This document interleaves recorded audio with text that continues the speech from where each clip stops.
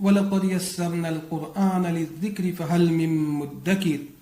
خدا تجھے کسی طوفان سے آشنا کر دے کہ تیرے بحر کی موجوں میں اضطراب نہیں، تجھے کتاب سے ممکن نہیں فراغ کہ تو کتاب خواہ ہے مگر صاحب کتاب نہیں۔ السلام علیکم دوستوں، میں محمد ساجد آپ کے سامنے ذکر الرحمن متشابہات القرآن کے ذریعے لایا ہوں قرآن کریم یاد کرنے کا مکمل اور آسان طریقہ۔ چلے دوستوں شروع کرتے ہیں۔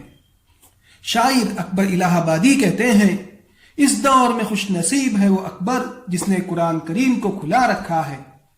سفر حفظ میں آپ کا تہ دل سے استقبال کرتا ہوں، آپ کو مبارک ہو۔ آپ نے اللہ سبحانہ و تعالیٰ کی دعوت وَلَقَدْ يَسَّرْنَا الْقُرْآنَ لِلذِّكْرِ فَهَلْ مِن مُدَّكِرٍ پر لبیک کہا ہے۔ دیکھیے، یاد رکھیے، کسی بھی مقصد میں کامیاب ہونے کے لیے 4 باتیں ضروری ہوتی ہے۔ پہلی بات اخلاص، دوسری بات پختہ ارادہ، تیسری بات مقصد کو پورا کرنے میں آنے والی تکالیف کا برداشت کرنا، اور چوتھی بات مقصد کے حاصل ہونے تک ہمت کے ساتھ کام میں لگا رہنا۔ قرآن میں ہو غوطازن اے مرد مسلمان، اللہ کرے تجھ کو عطا جدت کردار۔ حفظ قرآن کے کل 4 حصے ہیں: ناظرہ، سبق کا پارہ اور دور۔ چلے ہم اب ناظرہ سے شروع کرتے ہیں۔ دیکھیے، قرآن کریم کو یاد کرنے سے پہلے ہمیں اسے صحیح طور پر اندر دیکھ کر پڑھنا سیکھنا ہوگا، یعنی اس کے ہر حرف کو صحیح طور پر ادا کرنا، اور قرآن کریم کو قرات کے قوانین یعنی رولز کے مطابق پڑھنا سیکھنا ہوگا، اور یہ سب سے پہلا اور سب سے اہم قدم ہے۔ اب سوال یہ ہوتا ہے کہ نازہ پکا کب کرنا چاہیے؟ اسی دن جس دن اسے یاد کرنا ہے، یا اس سے 1-2 دن پہلے؟ یاد رکھیے، جس دن سبق یاد کرنا ہے اسی دن اگر نازہ صحیح کرتے ہیں تو ناظرہ میں پختگی یعنی رینفورسمنٹ نہ ہوگی، جس سے سبق یاد کرنے میں دشواری ہوتی ہے۔ اس لیے بہتر یہی ہے کہ سبق کو یاد کرنے سے کم از کم 1 یا 2 دن پہلے ناظرہ یعنی قرآن کریم کو اندر دیکھ کر پڑھنا صحیح کر لیا جائے۔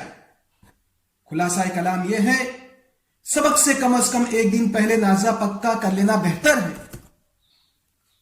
اور یاد رکھیں کہ ناظرہ میں جو غلطیاں نکلے انہیں اچھی طرح صحیح کر لینا چاہیے، کیونکہ سبق یاد کرنے کے دوران اگر کوئی لفظ غلط یاد ہو گیا تو اس کو صحیح کرنا بہت مشکل ہوتا ہے۔ اس لیے ناظرہ کے صحیح ہونے کے اطمینان کے بعد ہی سبق یاد کرنا ہے۔ سبق یاد کرنے کا طریقہ کیا ہے؟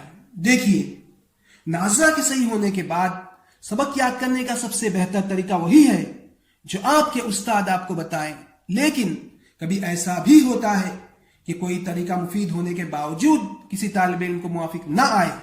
ایسے طلباء کے لیے اس ناکارہ کا ایک آزمایا ہوا طریقہ ہے، شاید وہ آپ کے کچھ کام آ جائے، جسے میں آپ کے سامنے لفظوں میں پیش کرتا ہوں۔ مثلا کسی کو سورہ بقرہ کا پہلا رکوع یاد کرنا ہے تو وہ اسے 3 الفاظ کر کے یاد کرے گا۔ 3 الفاظ کو پہلے 3 مرتبہ دیکھ کر پڑھنا ہے اور 1 بار بغیر دیکھے پڑھنا ہے۔ آخری والے لفظ کو آگے کے 2 لفظ کے ساتھ ملا کر 3 بار دیکھ کر اور 1 بار بغیر دیکھے پڑھنا ہے۔ یہ کل 6 الفاظ ہوئے۔ ان 6 الفاظ کو 1 بار دیکھ کر 1 بار بغیر دیکھے پڑھنا ہے۔ اگر بغیر دیکھے یاد آ جائے تو ٹھیک ہے، ورنہ 1 بار پھر سے بغیر دیکھے پڑھیے اور 1 بار پھر سے دیکھ کر پڑھنا ہے اور 1 بار بغیر دیکھے پڑھنا ہے۔ چلیے اسے میں آپ کو پریکٹیکل کر کے دکھاتا ہوں۔ مثلا کسی کو سورہ بقرہ کا پہلا رکوع یاد کرنا ہے تو پہلے الف لام میم ذالک الکتاب، یہ 3 الفاظ ہوئے۔ ان 3 الفاظ کو 3 بار اندر دیکھ کر پڑھے گا اور 1 بار بغیر دیکھے پڑھے گا۔ پھر الکتاب لا ریب فیہ، الکتاب لا ریب فیہ، الکتاب لا ریب فیہ، یعنی آخری والے لفظ کو آگے کے 2 لفظ کے ساتھ جوڑ کر 3 بار دیکھ کر اور 1 بار بغیر دیکھے پڑھنا ہے۔ الکتاب لا ریب فیہ، یہ بغیر دیکھے پڑھنا ہوا۔ پھر الف لام میم ذالک الکتاب لا ریب فیہ، یہ کل 6 الفاظ ہوئے۔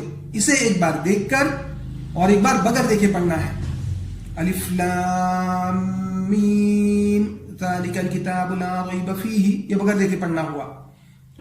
پھر آخر کا لفظ فیہ کو ھدی للمتقین کے ساتھ 3 بار دیکھ کر پڑھیے اور ایک بار بغیر دیکھے. فیہ ھدی للمتقین، فیہ ھدی للمتقین، فیہ ھدی للمتقین. الف لام میم سے لے کر ھدی للمتقین تک ایک بار دیکھ کر اور ایک بار بغیر دیکھے پڑھنا ہے. الف لام میم ذالک الکتاب لا ریب فیہ ھدی للمتقین، بغیر دیکھے الف لام میم ذالک الکتاب لا ریب فیہ ھدی للمتقین.